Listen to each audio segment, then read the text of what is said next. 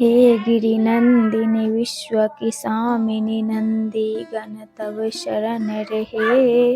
विंध्य गिरि पर रहने वाली इंद्र देव तव नमन करे। भगवती गौरी शिव अर्धांगिनी जग का नित उद्धार करे।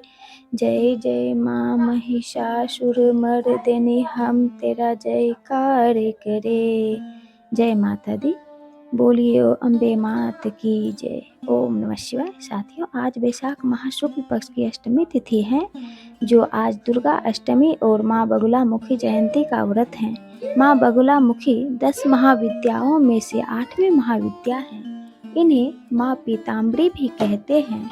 इन्हें पीला रंग बहुत ही पसंद है। पौराणिक मान्यताओं के अनुसार संपूर्ण सृष्टि में जो भी तरंग हैं वो इन्हीं की वजह से हैं। माता बगुलामुखी भोग और मोक्ष दोनों प्रदान करते हैं।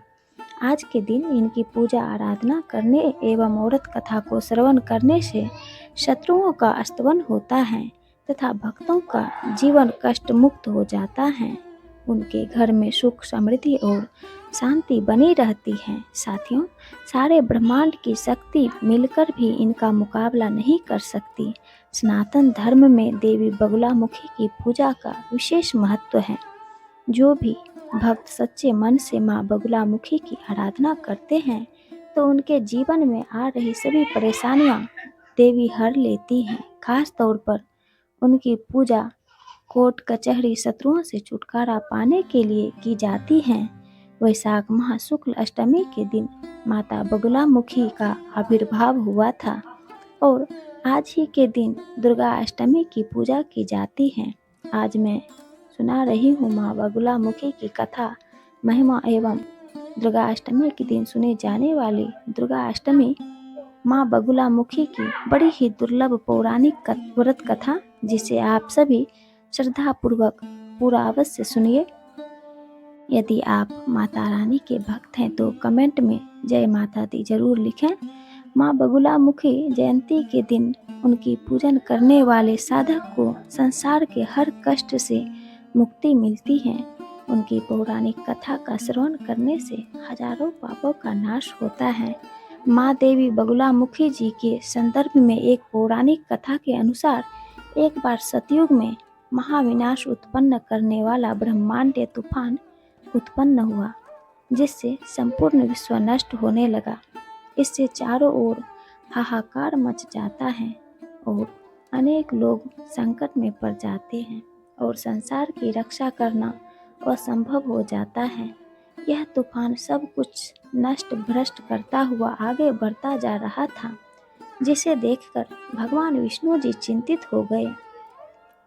इस समस्या का कोई हल ना पाकर वे भगवान शिव का स्मरण करने लगे।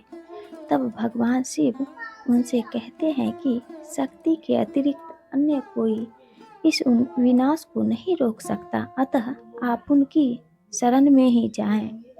तब भगवान विष्णु हरिद्रा सरोवर के निकट पहुंचकर कठोर तप करते हैं। भगवान विष्णु ने तप करके महात्रिपुर सुंदरी को प्रसन्न किया तथा देवी शक्ति उनकी साधना से प्रसन्न हुई और सौराष्ट्र क्षेत्र की हरिद्रा झील में जल क्रीड़ा करती महापीत देवी की हृदय से दिव्य तेज उत्पन्न हुआ। इस महाविद्या की उपासना या साधना रात्रि काल में करने से विशेष सिद्धि की प्राप्ति होती है। इनके भैरव महाकाल हैं। माँ बगुलामुखी स्तंभम शक्ति की अधिष्ठात्री हैं। माँ बगुलामुखी का एक नाम पीताम्बरा भी है।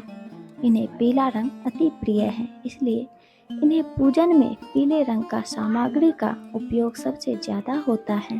देवी बगुलामुखी का रंग स्वर्ण के समान पीला होता है, अतः साधक को माता बगुलामुखी की आराधना करते समय पीले वस्त्र ही धारण करना चाहिए।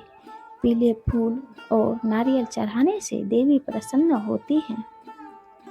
उस समय चतुर्दशी की रात्रि को देवी बगुलामुखी के रूप में प्रकट हुई त्रैलोक्य स्तंभिनी महाविद्या भगवती बगलामुखी ने प्रसन्न होकर विष्णु जी को इच्छित वर दिया और तब सृष्टि का विनाश रुक सका।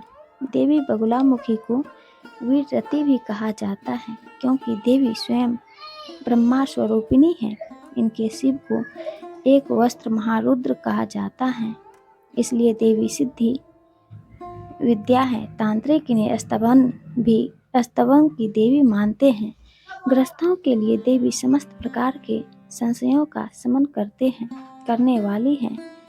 साथियों, ये छोटे से प्रयास यदि आपको अच्छा लगा हो तो संपूर्ण भक्ति सागर चैनल को सब्सक्राइब कर